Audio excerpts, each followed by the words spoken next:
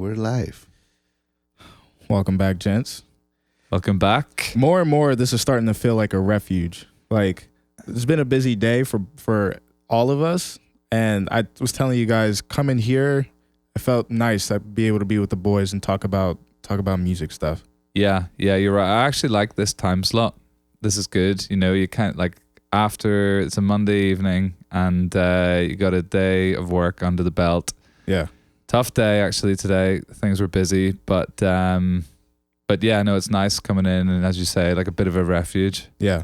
How you doing? That's a good feeling. Yeah. How you doing, Danny? Pretty good. Very excited to start the week, with you guys. Have you here, talk about music, business. Business. What'd you do this weekend? I had a show. I had a show yesterday here in Bushwick. I was playing with some friends. We put a band together. We're all songwriters, so the three of us decided to just do a show together and call ourselves the Beagles. The Beagles? We play only Beatles and Eagles covers. Oh, that's insane. Yeah, you didn't let me know about the show, man. What's up with that? Yeah, man, it was last minute, but soon we'll be doing more shows. It was fun. Yeah, I saw it on Instagram, but I had friends in town from, London. So friends. you got the invite? I got the invite. Oh, Gotcha. Okay. Well, via the medium of Instagram, which we will hopefully be talking about a little bit today. Yeah. What'd you do this weekend?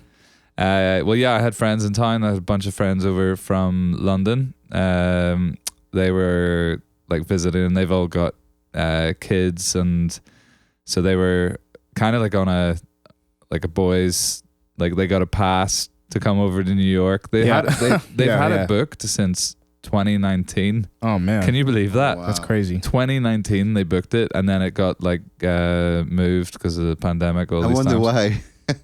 Exactly. We've definitely chosen a different lifestyle living in New York. I mean, there are families in New York, people who raise their kids in Brooklyn and you know all these things, but it's different. Like, do you feel when you're around those types of friends, it's just like a different vibe? Oh yeah, totally. But they're all like, they just constantly remind me of say that you take this for granted. Like, you can come, you can sit in this restaurant and you can be here for as long as you like, blah blah blah. Right. So they enjoyed it. They had a good time, and I like definitely showed them the sights and the signs. So yeah, I'm getting to that age where everybody's getting married, everybody's having kids. Oh yeah. Yeah. You better, I tell you what, see, going on stag do's or bachelor parties. Yeah. And then going to weddings. And in Europe, like, I was living in London through that phase, and all my buddies, it was very in vogue to have destination weddings in Europe, right? I feel like that's a bit obnoxious, because then you're asking people to buy flights to the destination. Mate, that will bankrupt you. I reckon I could be well on my way on the property ladder if it had not been for the amount of money that was blown on, like, really, bachelor parties, weddings, wedding presents. But look, don't get me wrong, I absolutely love them. Nothing better than a good wedding. I just feel like if you're getting married and you're asking people to come celebrate with you, you have to make it as convenient for them as possible, no? Or shorten your guest list and only invite the people that you know are gonna, come and like can afford to, fly to the destination. Yeah, it's a lot. But look, friends living in London, they were both from Scotland. Yeah. You would have think, that they'd be like, okay, we'll get married up in Scotland. But their mentality was like, well, most of our friends are down here. They're going to have to get flights to Scotland. If we're flying, we might as well fly somewhere nice. So they got married in Italy, in Lake Como, of all places. Okay. And everyone was joking, oh, are you going to George Clooney's wedding? Because it was actually around the same time. Who was the first person I bumped into? George Clooney? George Clooney. Wow. Nice. Literally I was walking into the restaurant to meet everyone. He stepped out, and when you do like that wee awkward sideways shuffle where you go left and he goes, you go right, and he goes, we were doing that, and it took me to look up, and I instantly recognized him, but not recognized him as George Clooney. Just recognized him as like someone I knew, like maybe someone's father from the wedding or something. Did you get a free bottle of Casamigos? I wish I did, but no, he was gone. He was gone. How many pretty drinks sharpish. have you had before this encounter? None, mate. None. I haven't been to a wedding as an adult yet. So, when's yours? When am I getting the invite? Well, I think it won't be this year. Got you. Cool, how was your weekend, Tim? Man, my weekend was chill. You know, I'm spending a lot more time with my girlfriend's friends, and they're all single. So it's like I need them all to get guys, you know, so it feels like the only guy in the room, which is not a bad thing. Like, I enjoy all of them. They're really nice, but yeah, it's starting to feel like a bit of the same, and I enjoy it. It's starting to feel like you're not delivering. No, it's just like, yeah, you're the only guy in your room, and that's like your thing for the weekend. You know? Yeah. I've seen you in that position. I think you do. You think I do a good job? I think you do a good job. Yeah. That's why I keep hitting you up to come along, because you sort of help supplement that. Yeah.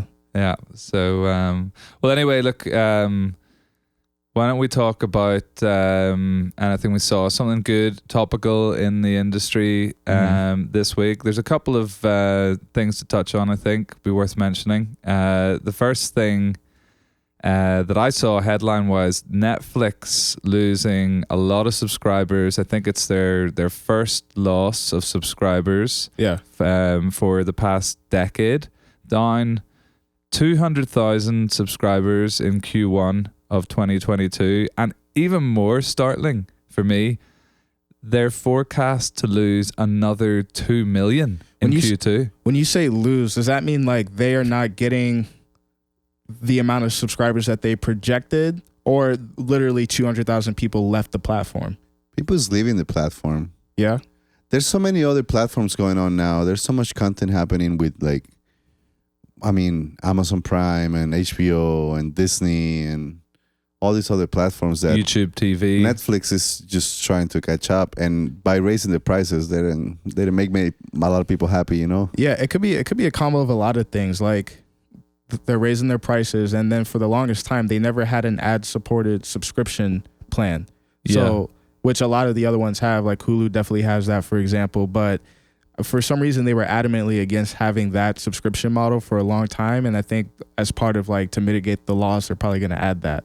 But it is interesting. Is it like the death of the subscription era? Is that what this indicates? Or well, that's why I find it was interesting, and I wanted to touch on it, because obviously there's a few people in the music industry, I guess the DSPs, who will be, you know, having a look at themselves and wondering, you know, it definitely doesn't bode well on first blush, but then, you know, do we think that will translate into the music industry? There's probably some lessons to be learned there, you know, as you say, the sharing of subscriptions, and you know, I don't.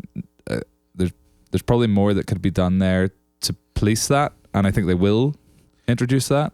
I think, outside of just Netflix has done a really good job producing original content, but I do think raising the subscription prices without necessarily adding any value maybe shows that they're not valuing their customers, right? They're sort of taking them for granted. And if you translate that into music, I think Spotify is basically the Netflix of the DSPs, right? In the sense that it's the biggest one. It was sort of one of the first ones out of post-Napster era. But I think they do a good job compared to the other DSPs, because they have like better editorial playlist. You know, their algorithms sort of feel like more intimate, like they sort of get the songs, whereas, you know, compared to, this is my personal preference, like people love Tidal, they love Apple Music, etc. But I feel like Spotify, for what you're paying, is sort of matching the value that they're delivering. I'd agree with that. It definitely feels like you're getting value for money, and you also, like, I think you constantly get a little bit more for your money. Like, they don't, they're constantly, the service is constantly changing. I'm sure there are people who argue and feel differently. Yeah. But that's always been my overall feeling. It's like your relationship with the algorithm also is growing. The longer you've been using Spotify, the more they know you, the more they know what kind of music you like. And I wonder if if sync fees are going to change for like music supervisors negotiating, with Netflix produced content. Like, you guys have less eyes now. Does that mean like we're going to pay less fees when it comes to like syncing music in your original content? Or that's an interesting one. I mean, I don't think so for the most part. For the most part, I think it'll just be business as usual, really. Right. And hopefully, for Netflix's sake, that they're able to right the ship again and get it back on track. It is great that there are other competing services for sure, but ultimately, like it's a big old company. There's a lot of people. I mean, there's a lot of people, in the public now with all these investment apps that have shares in Netflix, and shares were down 25% on that news. Yeah, that's a lot. That's a lot of money to lose, if you for anyone, no matter what you got invested in there. So, but it'll be interesting to see, and how they go about remedying that situation. As I say, righting the ship, and then righting the ship, I should say, and then what the DSPs, the music DSPs, do, if anything. I'm sure there'll be learnings, and I'm sure there'll be teams of execs up and down definitely the hallways, talking about this and planning what they can do. So that was the first interesting thing. And then just to mention it, because this was announced today, it looks like the Twitter board have accepted Elon Musk's proposal to buy Twitter for, I think it's 44 billion. It is 44 billion. Yep. The robots are taking over, man. Elon's taking over.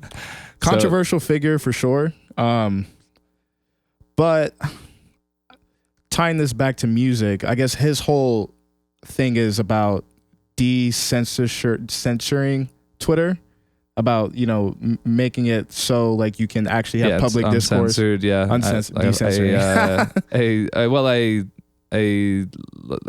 refers to it as the town hall, right, or the town square, right, where it's like it is the forum, and he wants it to be the forum for open debate. And it doesn't matter. I mean, obviously there are rules in this country and a lot of countries around the world, censoring speech to some degree. You can't just say anything you want. Like, for example, there's hate speech as a crime. Right. But ultimately, it shouldn't, in his view, it shouldn't be so that if you don't like what someone's saying, and it's because you disagree, your politics is different, that, it gets shut down. You get shut down. Yeah, I mean, it's a controversial topic, and I think, a lot of it centers around, we like to say that these social platforms are private companies or public companies, but they have a structure, and speech is not like government speech, right? Where you do have freedom of speech. These companies are owned by somebody, so for you to not be on the platform is the right for whoever owns that company. But the argument is, like, these social platforms are so integrated within our society now, from how we communicate to how we market ourselves, especially in music. You really can't exist today in music without having social media of any kind. So because they're so intertwined in our society, do they deserve some sort of regulation and protection of the people who use the platform? So, I mean, regardless, I guess, on what side of that you fall on, Elon buying Twitter is very interesting. I mean, I can't imagine, there'll be there's any sort of plans for influencers or content creators or anything like that. But it'll just be interesting. No doubt it'll change, and it'll be interesting to see, how, if in any way, it affects the marketing of music. Yeah, which is my second week in a row I've found a little segue into to today's topic. Yeah. So what do we hear about to talk about today? Yeah. So the last 2 weeks, I mean, we talked about distributing music. We talked about how to make money off of your music in one way, specifically with royalties. And this week we want to talk about how to actually market your music. So, not creating music in a vacuum, not just putting out the music and wishing for the best, but actually trying to formulate some sort of plan around the singles, albums that you release, to reach a wider audience. Yes, and something, Danny, that you mentioned earlier, I think Tim and Danny, we were talking, and it's being aware that it doesn't matter how good your music is or how good you think your music is. It's fair to say that, you know, just releasing it into the world is not enough. Like, even we live in a world that allows us to create something with the technology that we have nowadays in our rooms, right? And Yes. a lot of artists are just making songs and creating things that in the 1960s, 70s, 80s, 90s would have been impossible. And they got all these outlets to distribute, right? Right. We got all the Spotify's and Apple Music and all that, and we can just get there in like a day. But that's not enough. And I feel artists that are at least starting out in this, they don't have the full awareness of how much it takes to actually get your music heard. Yeah. And not only heard by random people, heard by people that is going to be interested on your music and finding your own niche and finding your own audience. That's part of the awareness that we're trying to bring, you know, with No, I think with independent artists specifically, and we can talk about how to take best marketing practices and apply it to the independent artists a little later. But the two biggest problems that I see are, you know, they're releasing music without any sort of plan because the market is oversaturated and more people than ever can distribute their own music, or they're so precious with their music because they're super talented and they want to wait on it for a long time until they find the perfect plan and the perfect thing to help release their music because they want to give it the best shot possible. And at the end of the day, there's no one size fits all for music marketing. It's all very different. It all depends on the artist, but I think you can't be overly precious with your music, and you can't be just sort of willy-nilly with it as well. You have to have some sort of plan, but you know, you have to be consistent in the amount of music that you publish. Yeah, that's good advice, I think. And you know, from the artist perspective, it's so easy. It's like, I think it's almost human nature to be precious about it. And you know, you've created something that you're like super proud of, and it's, you know, you've blood, sweat and tears potentially have gone into it, and your story and everything, and you want that story to have the best chance of success. You know that involves good marketing and a good campaign, etc.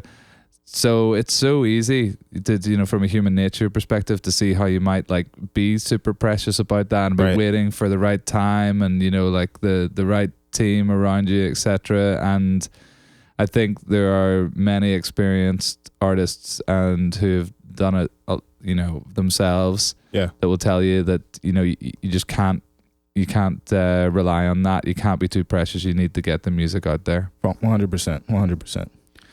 So look, why don't we, this is definitely your sweet spot. This is your wheelhouse, Tim. Yeah. And I'll confess to not knowing a lot about marketing. It's definitely not, an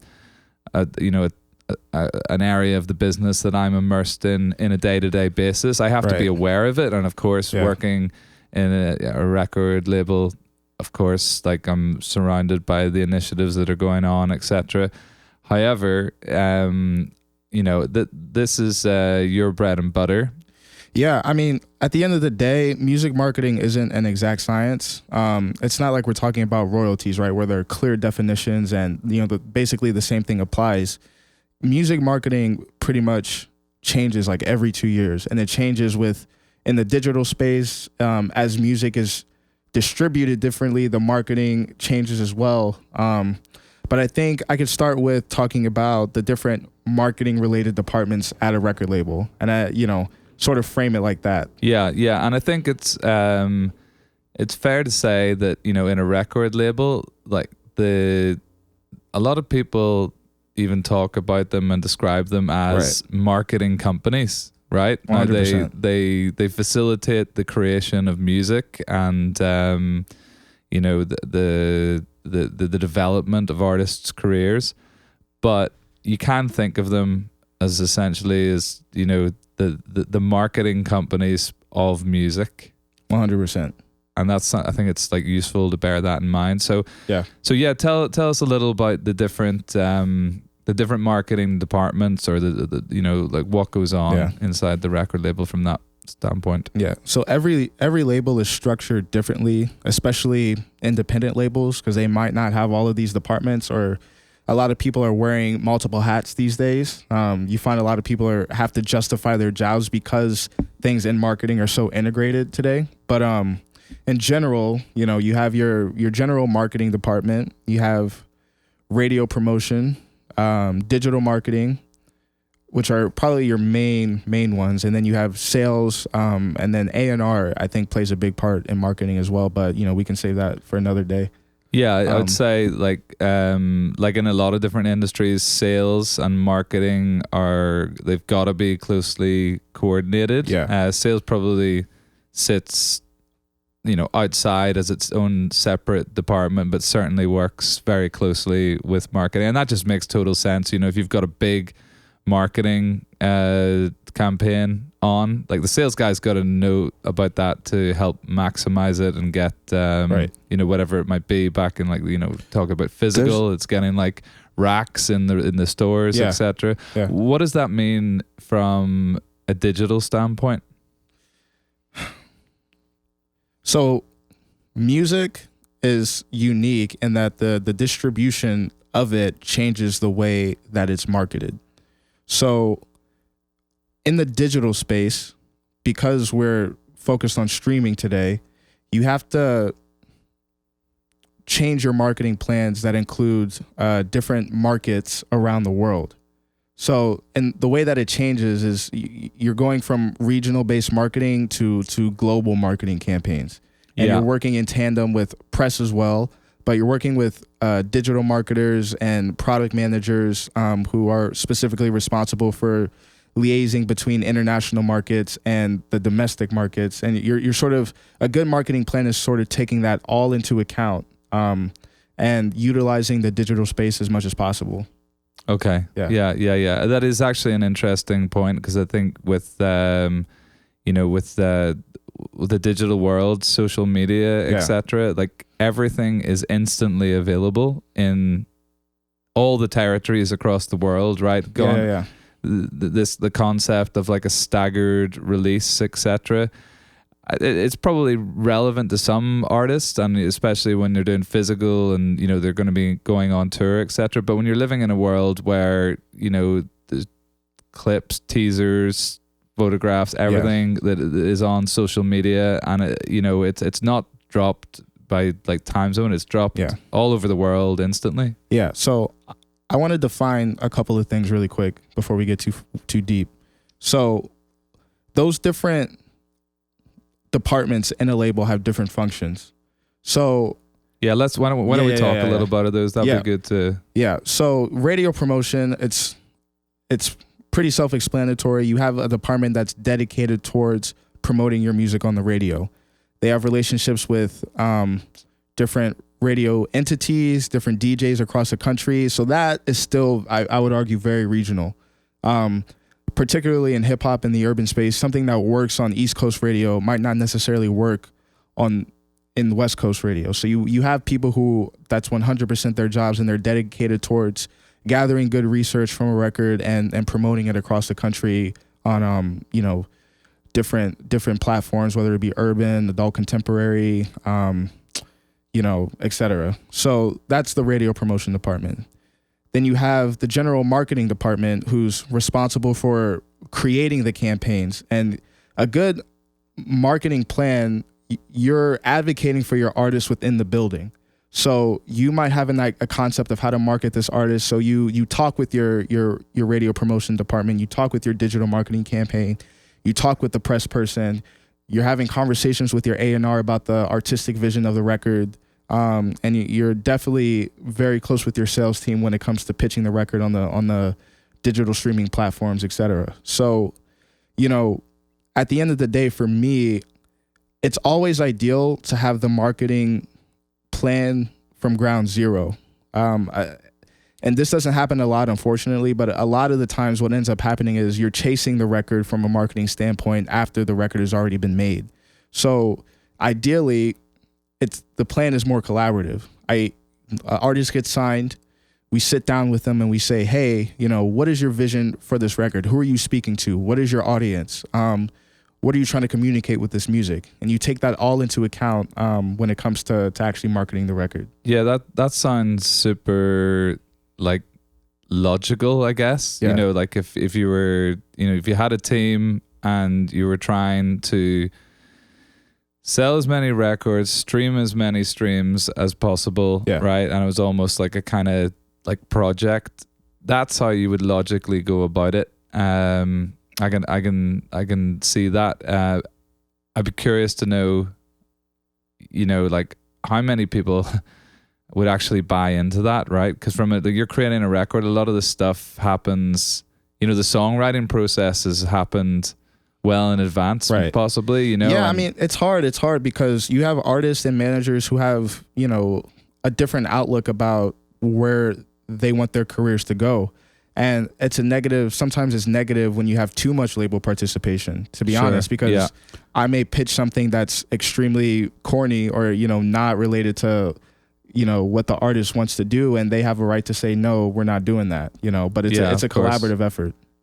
So from a creative perspective, I feel that when we're in the studio, like producing and writing a song and creating something with an artist, he's already thinking, or he should be already thinking in terms of marketing, what audience and what target is this product going to be directed to?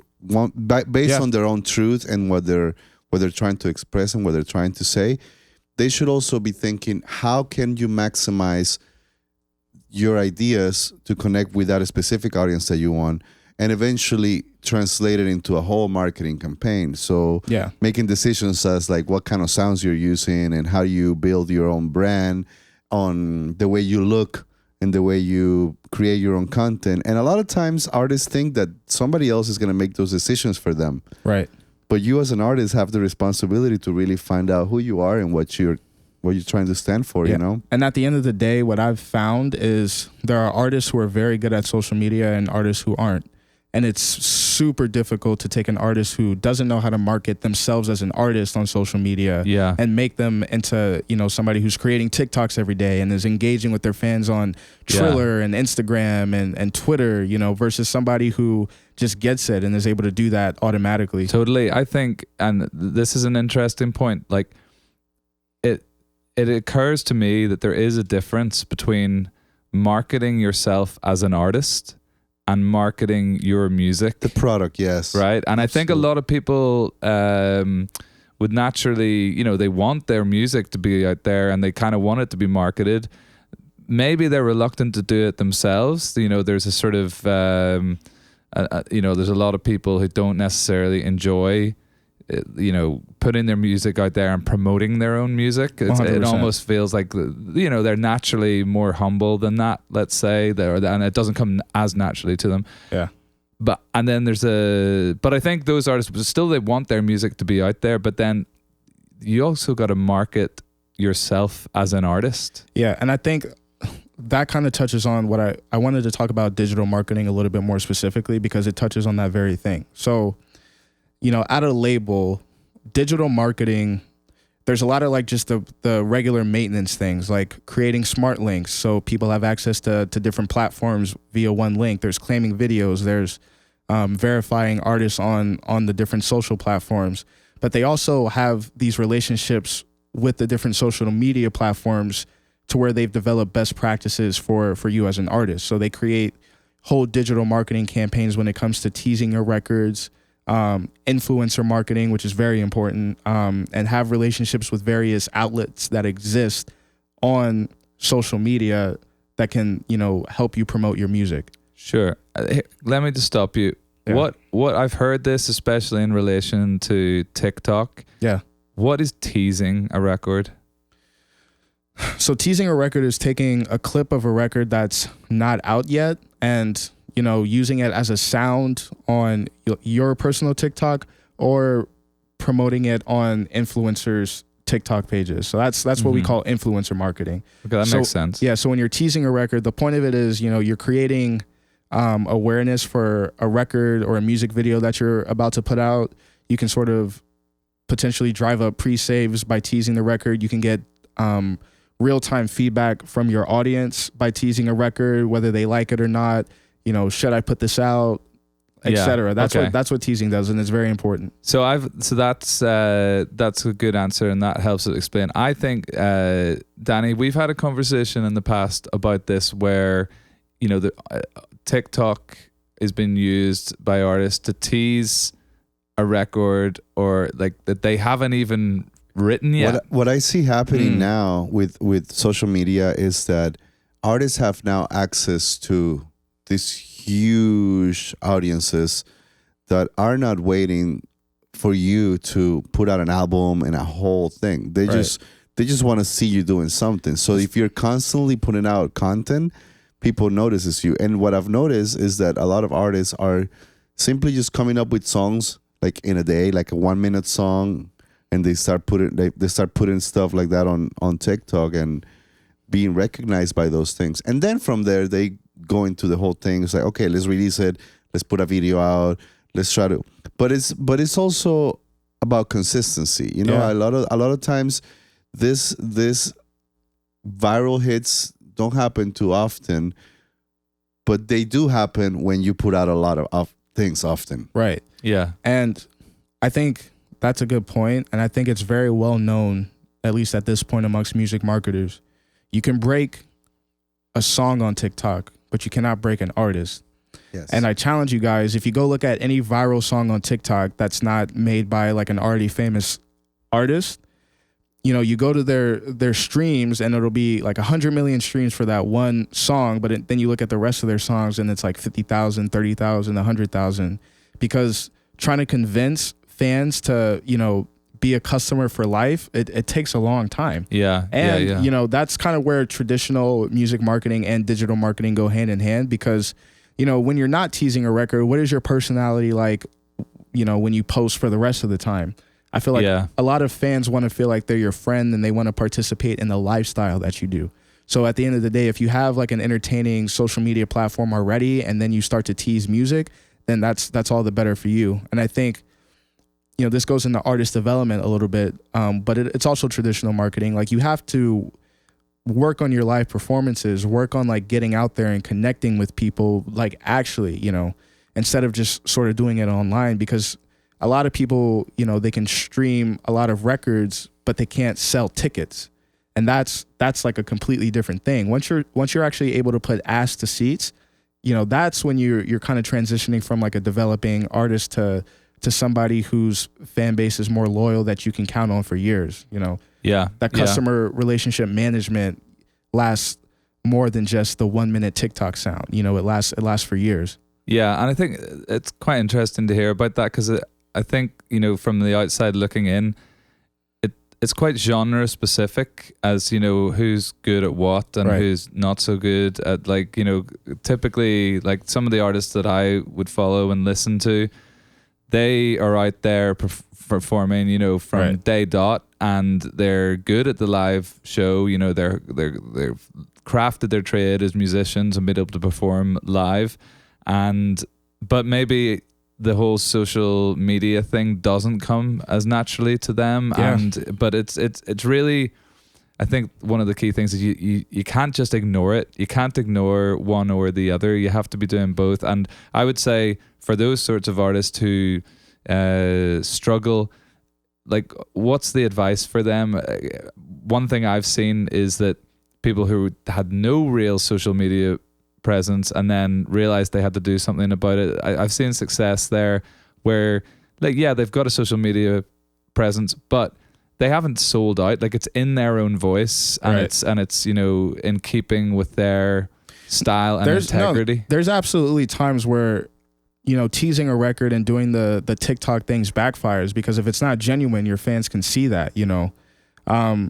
But I think, you're right. I think it's genre specific. I think it's no secret that like hip hop and pop dominate the digital marketing space. Like, all the outlets on these social media platforms cover artists that are releasing pop music and hip hop music. Yeah. But your rock artists, your indie artists, however you define that genre, aren't as good at that. But they perform a lot more. But they don't necessarily stream that much. Yeah. I feel this is all about communication and connections between your music or your art, let's say this is between you and your audience, and your music is the message that you're trying to communicate.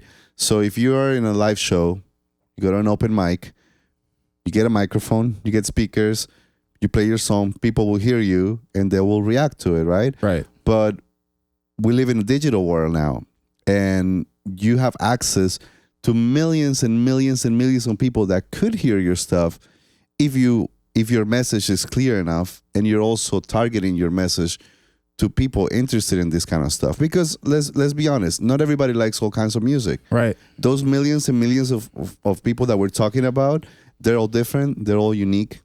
We're all the same, but we're also very unique. No, for sure. And it's just a matter of like being aware of that connection that you're trying to build. Right. And social media is a great tool. It's an amazing tool. And I feel that if there's an artist out there like making awesome stuff, but not feeling hesitant about like creating a TikTok account, well, you don't have to do what everybody else is doing in TikTok. I was that guy for a while. I was like away from TikTok for a long time until I figured out, I was like, oh yeah, I can just do my thing.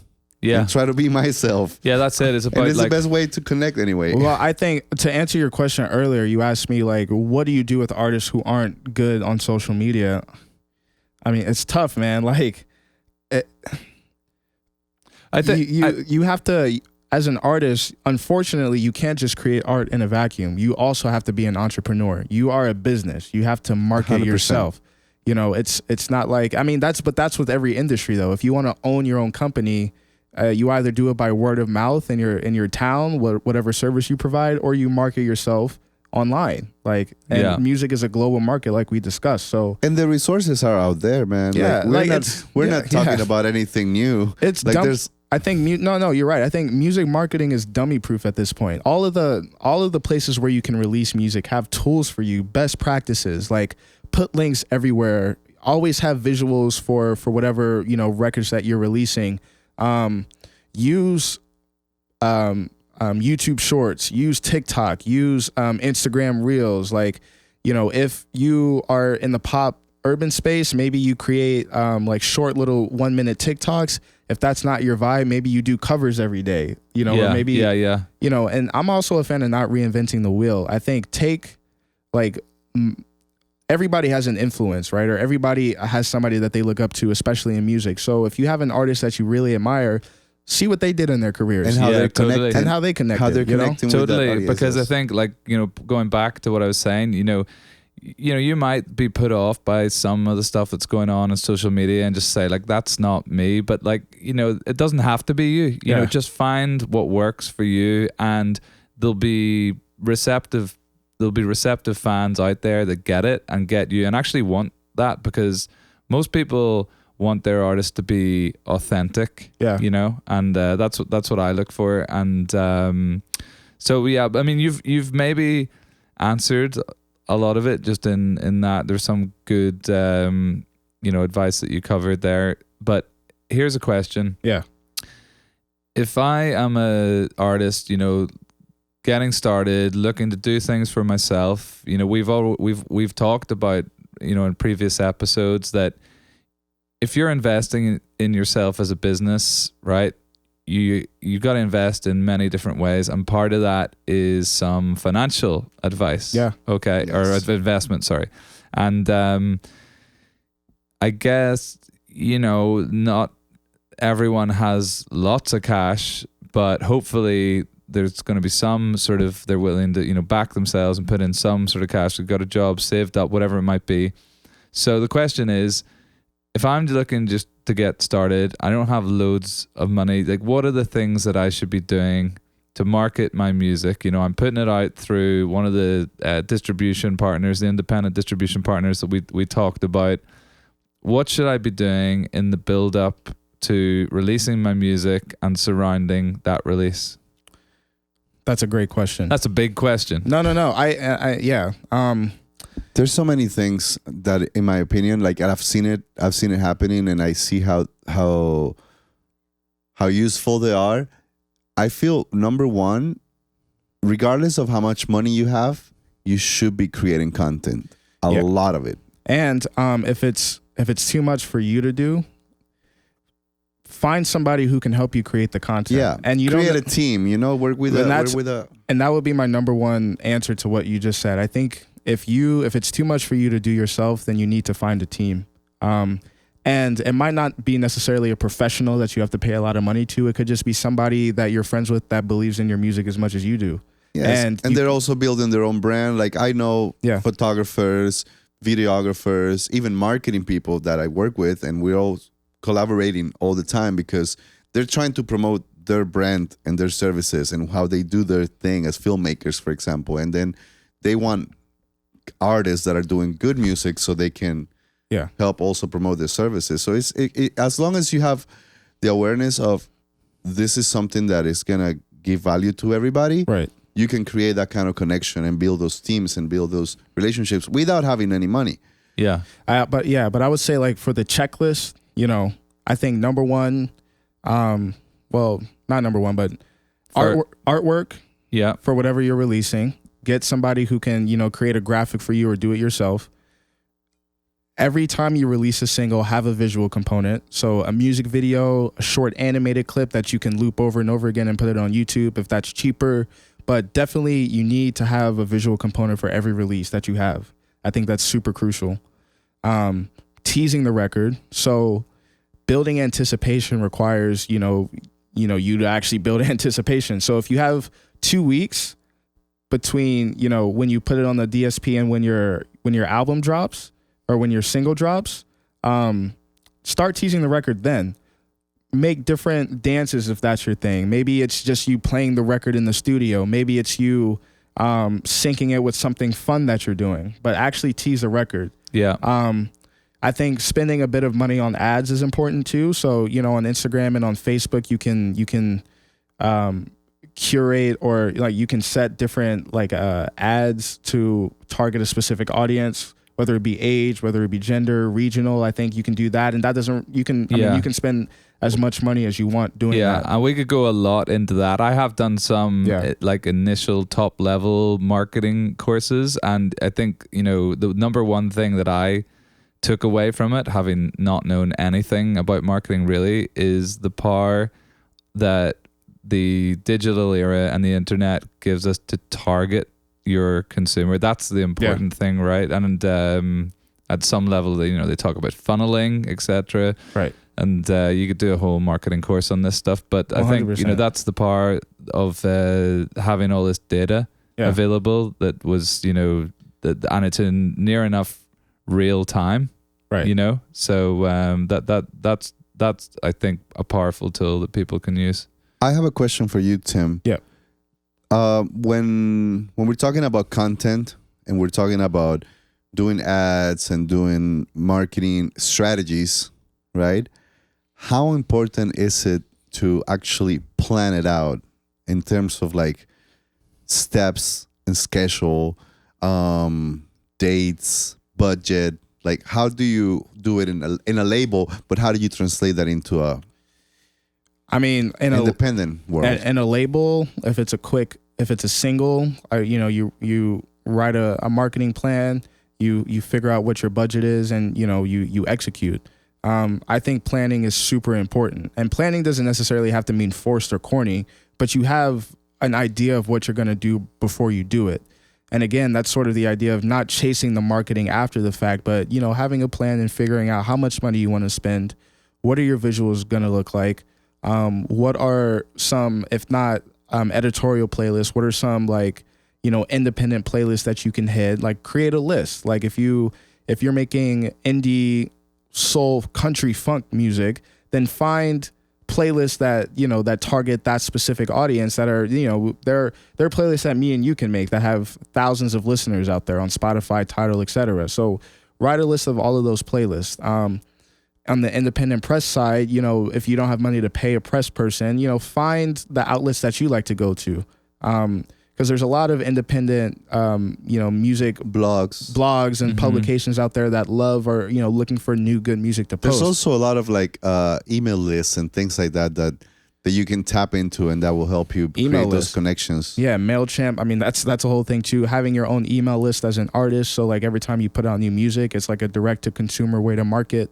your music. But yeah, have a list of playlists you want to pitch to, have a list of blogs that you want to pitch to, have an idea of what your visuals are going to look like, and then tease the record.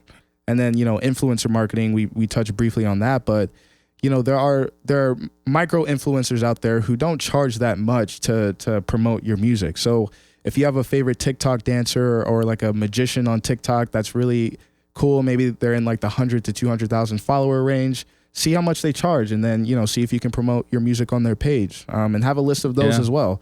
So to answer your question, I think it's super important to have a plan. And again, a plan doesn't mean forced. It just means you have a comprehensive strategy for putting out your music. Also, from what you're saying, I hear that doing marketing, even though it's one word, is not one thing. No. It's a lot of things. A lot of things. And marketing, I remember when I was in college, they call it the marketing mix. Yeah. When you just combine all the different type of resources. So if you're doing marketing and you're trying to promote your own music independently, you have to be mindful that it's a combination of things. It's like a tree. Marketing is like a tree with a bunch of branches. Yeah. You have to tap into all of them. And you have to be willing to learn too. I mean, I'm very weary of anybody that says that they're an expert on music marketing, because it's so many hats that falls under. And so you have to be willing to adapt to the market, figure out what's the next cool social platform, like what's the next best thing that the kids are doing, in gaming. Like, there's so many things like that. Yeah. It's like so many areas. Yeah. And I think that's a powerful fact that it isn't an exact science, as what you said. So there is no niche, tried and tested formula that works every time. If there were, there would just there would be no need for A&R departments. Basically, just bring them in and we'll just market it and make this a hit and make this a hit artist for the next 10 years, whatever it might be. So. But that I think it's powerful. Just get creative. Find ways and creative ways. Artists are creative people, obviously. Find creative ways to market the music. And if you don't know, get on the internet, search, take a look at what other developing artists are doing, and get inspired that way. I would recommend also one more thing. If you really don't know how to do this and really feel like you don't have it because you're an artist or you're a singer and you're writing and you're doing all these things, you have to create at least that one connection with someone that knows this. Yeah. It's all about making connections. So you have to create at least that connection with someone in your team. It could be your cousin that works at a bank. He knows a little bit of marketing, and he might sit down with you and tell you, hey, why don't you try this and this? It doesn't matter. Just create some type of connection with someone that knows this field and expand your team, because at the end of the day, as an artist, you have to wear many hats. And sometimes you have to share those hats with other people to be able to accomplish things. And last thing I'll say about that is being independent doesn't mean being an individual. If it's too much for you to do, then build a team or find people that are passionate about the music that you make.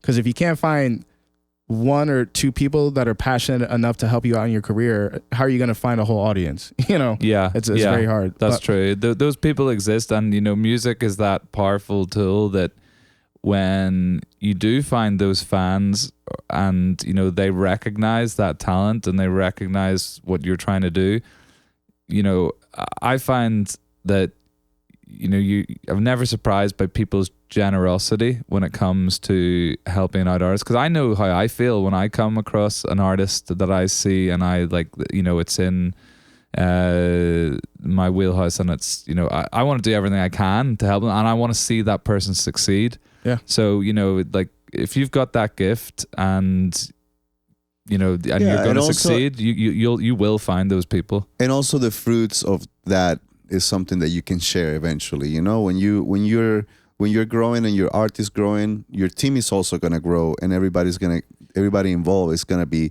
more interested on taking this to the next level. So building those relationships is very important. Yep. And, as always, we're going to post resources on music marketing in the description below. So be sure to check those out. If you guys have any questions, email us at therecordshepherds@gmail.com. Any questions, comments, any feedback about, what we're covering is very much appreciated. Also, be sure to follow us on all social platforms, Instagram, Facebook, YouTube, etc. And you can listen to us where all podcasts are distributed. Yeah, so that's bringing us to the end of another episode. We hope that was useful. This could have been this could also be a very, very long podcast eventually, because there's so many things that we can talk also about marketing, which we'll cover it. Yeah, we will definitely keep following, because we're gonna have to dive back in detail, and we could do pods on each platform essentially, and 100%. And like strategies around that. So keep following and tune in for another exciting episode next week. Until then, follow the guidance of the shepherds. Don't be the sheep. Be the goat. Yay. Bang.